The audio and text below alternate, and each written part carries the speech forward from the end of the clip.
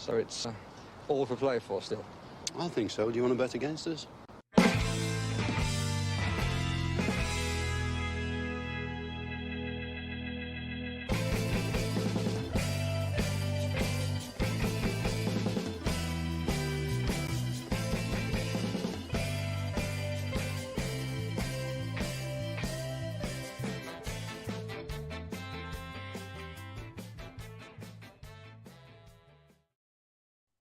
Hello, villains, and welcome to For the Love of Paul McGrath podcast. What a win! What an away win against Burnley. Aston Villa 3, Burnley 1. Genuinely, there was some really, really great stuff there from Villa in that game. Maybe a 5-minute period after half time when they looked a small bit ragged, but genuinely thought that Aston Villa were well deserved their win there today. It could have been 5-1 for my money, to be honest, because I think Villa showed some really, really good attacking intent, and I thought they looked good at the back, albeit the Pau Torres forgot that you don't have to run past the player when you're in the box, that you can just corral him out there for their goal. But I think all in all, what an enjoyable game to watch. No injuries that we know of. And some really, really good flowing movements, some really, really good cameos and good performances. Diaby is like Moussa Diaby is some signing for Aston Villa. He just makes things take up there. John McGinn really becoming becoming the captain that we wanted and that we needed. Yes, I would have liked to have seen Ollie Watkins stick his chance, but I think at the end of the day, and I know there's going to be comment after comment here saying, yeah, he put it straight at the goalkeeper, but that's still a good save from James Trafford there. And Zaniolo coming on, of course, everybody wanted to see him, and he didn't disappoint with some of the moves that he did. Was unlucky for a goal at least, the shot from outside the box, and then the one that he carried through, he probably should have finished, but I genuinely believe he was just cold after coming on for that one without making excuses. Probably should have still slotted it. So Villa looking good, and I didn't even mention 2-goal Matty Cash. If anybody had that in their bingo card, please bring that to the front desk, and we will pay out on that ASAP, because that was something we didn't expect to see. Now, I did mention I didn't expect to see 2 goals, but I did mention in the pre-match pod that when Matty Cash plays a small bit further forward, he does usually try and get into the box, and when he gets into the box, he scores, and that's what he did. Early doors, back post, getting that ball into the back of the net really settled the nerves for Villa, and then he popped up again for the second goal as well in the middle of the box, and he was unlucky as well for another couple of opportunities when he gambled getting in there too. And I think it threw Burnley for a bit of a loop as well, having Matty Cash there, having to wonder what he was going to do when he was going to go forward. And I think the fact that he was there also nullified a lot of their attacks, because he was able to get back and to get at their defense. All in all, I think it was a really, really interesting, really, really assured, and a really, really professional performance from Aston Villa. I'm going to come to some of your comments now in a moment. I want to just talk about, I suppose, Robin Olsen in goals. We didn't have much to do. I didn't really notice him. He didn't do much wrong. It was maybe one he came for, all right, that went past everybody and ended up, I don't know, maybe it might have even been called for offside. Just when Jay Rodriguez got his head to. Yeah, I think it might have just actually gone out wide, that one. But apart from that, I thought he was absolutely fine. There was no issue at all. He actually blocked a really good shot that was actually, it was this one that was offside. Cross, deflected, and he got back onto his, so he planted his foot, but he got back onto his plant foot and just kind of clawed it out, and it went wide, but it was then adjudged to have been offside. So some good stuff from him as well. You know, I can't really fault anybody there, other than that moment of madness from Pau Torres, where he tried to run around the player as opposed to just standing him up. You know, Tyrone Mings would get big there, stand him up, wrap a leg around him, and try and flick the ball away, whereas Pau Torres, for whatever reason, decided to go to his left-hand shoulder as opposed to standing up his right-hand shoulder and making him turn. And then Lyle Foster then turns and hooks it into the back of the net. So it was interesting. But yeah, I think the 3-5-2 worked well today. Luca Dean looked really solid in that formation, and one other person that I want to talk about as well is Boubacar Camara, because I thought Boubacar Camara was really good in that first half. I thought his positioning was spot on. He was dropping back into the back three to make it a back four at times, make it a back seven or back six even. With when Cash and Dina came back in to make that flat line, I thought he just looked a lot more composed and a lot more assured in the ball in there today. And McGinn in the second half just really grabbed up by the scruff of the neck. So there's some really, really great positives out there. Some really great positives there as a fly tries to fly into my face when I'm on a podcast. I'm going to come to some of your comments here as well, everybody. I'm just going to go right back up to the very top. Yeah, so Ad says Zaniolo looked pretty tasty in his 20-minute cameo. Yeah, he did, and he didn't look like a player who needs to rely on pace and speed. He looked like a player who was able to get in between the lines, who was able to take sharp passes and pass off those passes again. That one shot he had, that second shot he had was there was a wicked dip to it, all right. And James, I don't know did James Trafford save it, I can't remember, but it didn't go that far over the bar. Going to be really intrigued to see him as the next few days go on, or the next few weeks go on, should I say, and he begins to learn. There were a couple of instances where he kind of he stood in other players' way, in another player's way, should I say, when there was passing lanes opening up for that player.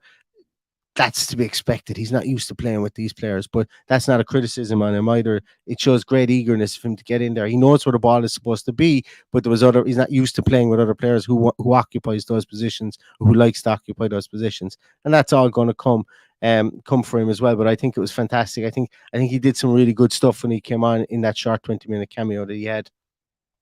HSS says, there's something about Sadio. I don't know why I'm yawning. So I'm just going to yawn and get it out of the way. Otherwise, I'm going to be trying to stifle it for the rest of the podcast, because that game certainly was not boring. But HSS says there is something about Zaniolo, isn't there? And I think so too, as I said there. Ad says we could have easily scored 5. I think we were on hard luck not to have 5 goals today, between Zaniolo's one where the Burnley player got back, and Ollie Watkins' one whereby it comes across, and what a ball by Diaby. Moussa Diaby is just a treasure to watch. He's when he gets on the ball, like there is prime Sadio Mane about him, and it's not just because of his stature. It's just the way he moves around the place. Like when that ball dropped to him, I watched just behind me here. There's a low couch, big TV here in front of me. Watched the game on that TV with my little lad, and my dad was here. And as the ball dropped to Diaby at the edge of the box, it goes, "This is going to go in the bottom corner," and he stuck it. And like, it's just something about him when he gets the ball, you know he's going to affect it in a massively positive way. I'm going to sit back and I'm going to watch some of the games. I'm just going to pick out some of the moments marvelous that he does, because like he's off the ball running even is just like, there's a reason he was worth 50 million. And I'm not being hyperbolic with it. There's a reason he's worth 50 million, because just the space he opens up is just fantastic. When he pulls out wide to the left as well, you can get him the ball and he can affect the game that way too. As here comes the yawn, so I'm just going to yawn. Where else are we? Brazilian line says 3 points away from home is always good. Doesn't matter if we could have scored 1 more or 5 more. You're dead right. No, you are dead right. Away from home is good. As I mentioned, we hadn't won in the last 5 away from home, so that is really, really good to see. And look, let's just hope we can start stacking these results together, because the Premier League is a bit truncated at the moment. Man City had scored a last-minute winner there from Rodri to beat Sheffield United. They go to the top of the league. Arsenal drawing yesterday. There's just, I'm not saying, look, it's early days and stuff like that, and they'll recoup all these points, but the earlier you can get points on the board, the better. Specifically if you're chasing Europe. I can't stop yawning. I don't know what the story is. I do apologize. I cannot stop yawning. Pop in the chat there who you guys think your man of the match was today. I'm going to think about it, because I know that Matty Cash got 2 goals, and you probably have to give it to him. But I think I'm going to have a man of the match without Matty Cash in there at some stage, because I think that there was a lot of good performances out there. Josh Norris, great to see you, Josh. The weight of every single McGinn pass was sensational. Exactly. McGinn's passing in the second half, sliding the ball down the side of players. I mentioned that about Pau Torres at the start of the game. at the pre-match, should I say. I mentioned about Portares. Players don't like the ball being played down the side of them. Dakhil didn't like that. Darragh O'Shea didn't like that today. Delacroix, you know that he's a centre half playing left back. Didn't like it today, although he was good in the opposition box for corners and things like that. Yeah, McGinn was brilliant at that today, and the way that he just kind of the way he just like he was effortless, I think, in that second half, but we still needed him to do what he did because it allowed us to pin back their players an awful lot. So you're dead right, Josh. His passing was superb today. And McGinn is playing incredible, as Nathan Moore says here as well. Where else are we? Yeah, Rob Henry says best game Camaro has had this season. I agree. The positions he picked up in the middle of the field, I think, were great. He didn't carry the ball, which is fantastic. I don't want to see him carrying the ball. I want to see him being metronomic back there. I thought he actually outplayed Douglas Luiz today. Not that Luiz was bad. I just think that Camaro was better than Douglas Luiz today. I think he was quiet today for sure. But yeah, and it was great to build on. Considering the majority of these players all played last Wednesday night, which isn't a massive thing, you know, but it looks like Camara is back up to speed now, and long may it continue that he begins to boss games inside there in the middle of midfield today, because you know, all that is that's what we want to see from him. You know, he's a player we know has abundance of talent and massive potential. So hopefully we can see him begin to continue to display that as the weeks go on. I have no idea why I'm yawning. Anybody know how to cure yawning? And don't say go to sleep. I have no idea why I'm yawning. I don't know, is it because I'm talking too quickly? And maybe it's because Paddy isn't here to give me a break from talking. Where else are we? I'm just running down through the comments here as well. Yeah, and Subone Gamer mentioned here Burnley had over 100 more passes than us. I haven't seen anything like that. It wouldn't surprise me. I think there was an awful lot of tippy-tappy stuff there, which is fine. But I think we went through the middle. I took like the high press. How do you break the high press? You get a ball into the middle of midfield, you get somebody turned, and then you've got options to go left or right, go out wide or go through the middle. That's how we did it. It's that, like, the high press is great, and you hear people talking about it, and everyone says, "Oh, you got to press high up the field." It's a buzzword at times because there are easy ways to break a high press. You can't do it all the time. You can't. Number one, you kill your players. You would kill your players and you'll ruin them if you continue to do it. And the second thing is, as I said, you know, we would drop a player. I thought it'd be McGinn into that area. A lot of the time it was Camara actually that dropped into that area, and Louise. Then we just sprayed it left and right. Out to D, out to Cash, and as I yawn again, I do apologize. So yeah, it's like that high press worked okay for them. The two midfielders got booked early, which was an absolute travesty for them because they couldn't do what they needed to do. Two silly bookings for pulling players back. Sander Berger's one was joke shop. You know, he literally took the jersey off nearly off Watkins. But both of them getting booked really hampered them because they could not step out in midfield. And they for me were the weak link for Burnley today. I spotted it before and I said, like, we could feast on the two of them if they went with two in midfield, which they did, and it was a massive faux pas on Burnley's point. It was really, really, like, it was to me that was blatantly obvious they were going to get overrun today, and they did. Sanderberg and Josh Cullen got overrun today, and you could call it an hour out before the game. They got booked, and then to make it worse, they both got yellow cards in the first half. You know, I think company would be spitting fire at that.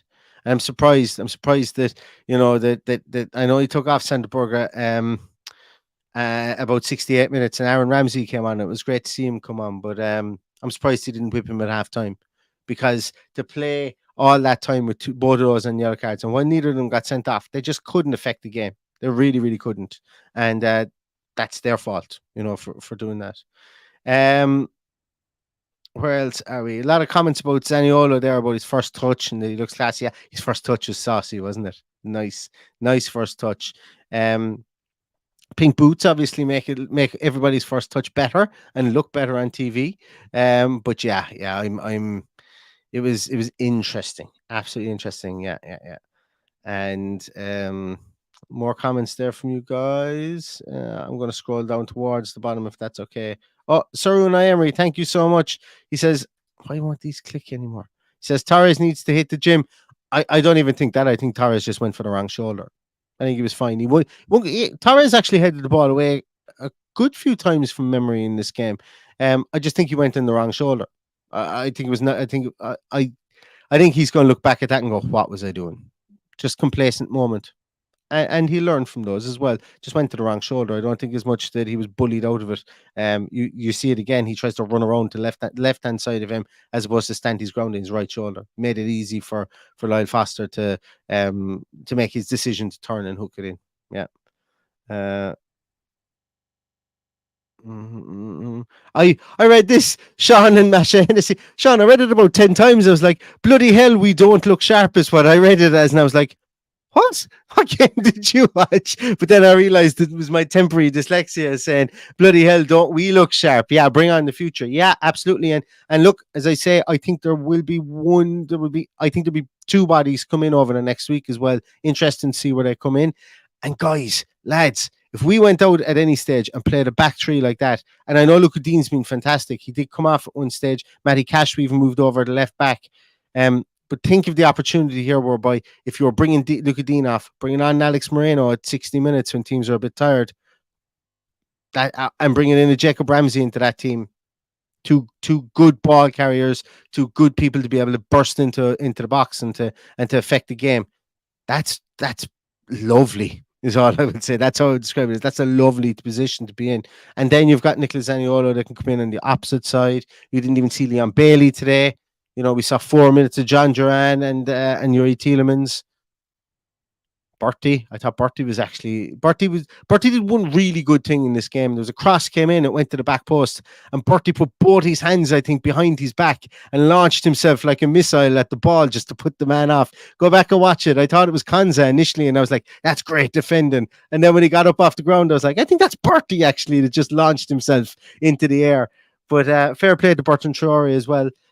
For that, I thought he put in a good, decent effort. You know, for the 9 minutes he was on. Obviously, it didn't affect the game, but you know there was effort given, for sure. It'd be interesting to see where Villa go and strengthen here. Whether another striker comes in, whether another right back comes in, whether anyone comes in. I'd be blown away if somebody didn't come in. Don't get me wrong. We're fielding 8 subs, and 2 of them were goalkeepers. There just has to be somebody coming in. There just has to be people coming in for sure. I think. Andrew Stanley coming in from Nashville, Tennessee. Excellent to see, Andrew. Thank you so much. I'd love to get to Nashville at some stage. Spend a good week there going around to all the bars. I'd love it. But that's for another podcast for sure. Where are we? I'm going to scroll down here. Sorry, guys, I'm going to miss some comments, but there's a ton of them and I love it. By the way, we've got 608 people in here. If you're not new around here, please give us a thumbs up. If you're commenting in the section here as well, guys, that means you're logged into YouTube. So just hit the subscribe button. Doesn't cost you a thing, and like the podcast there as well. As I say, it doesn't cost you anything, and it's nice. It gives us a bit of a boost as well. Flight Planes asked Neil, will your dad join the podcast sometime for his views? Unless you want to hear a man give out about pink football boots, I don't know what more else my dad would bring. I might just sit himself and Paddy down there to give out about pink football boots maybe for half an hour. It could be a great podcast. It could be like, you know, Jack, what's his name? Jack Whitehall and his dad, who they go traveling around the world. And yeah, maybe there could be something in that. There could be something in that, but no, I don't think so. I don't think he'd join. I don't think he's joined.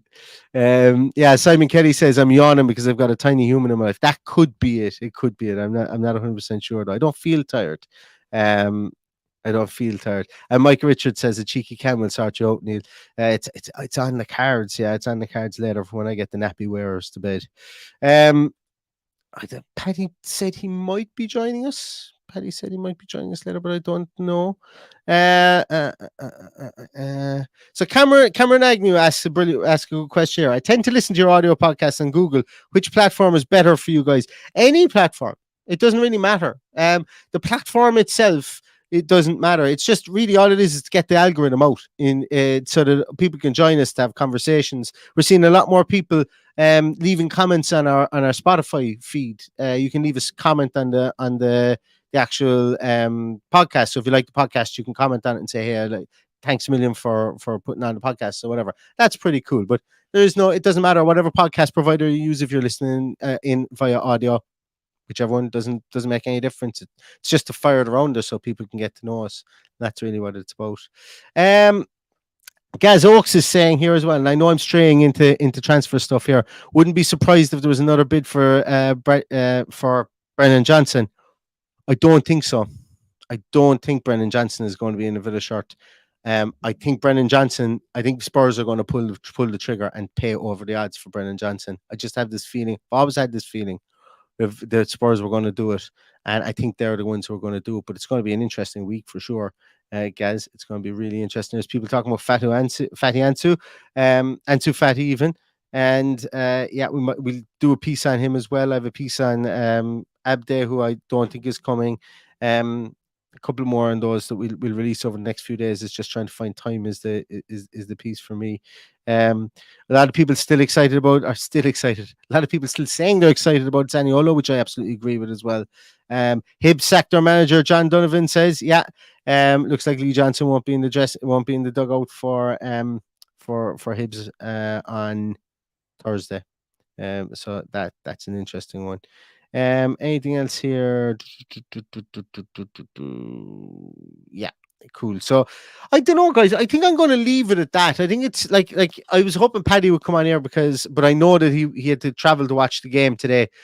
So I might get him on later on today or maybe even tomorrow to get his views in the game because I'd be interested to see what he thought of it. All in all, to sum it up, guys, I think a very positive performance, no injuries, 3 goals. The only thing that would have made this an absolute slam dunk 11 out of 10 for me would be if Ollie Watkins hit the back of the net. Still goalless in the Premier League this season, but making opportunities. And I'm not worried in the slightest about it because goals are coming, and I think this team is set up to score goals from different levels and from different players, and we're seeing goals being scored by from midfield, which is always good. And lastly, I suppose, congratulations to Matty Cash and his 2 goals. I'm delighted he continued to take shots throughout the game. I'm delighted he took that shot at the end, those 2 shots at the end, one of them which got a nick and looped over. Matty Cash will never be in the position to score a hat-trick again.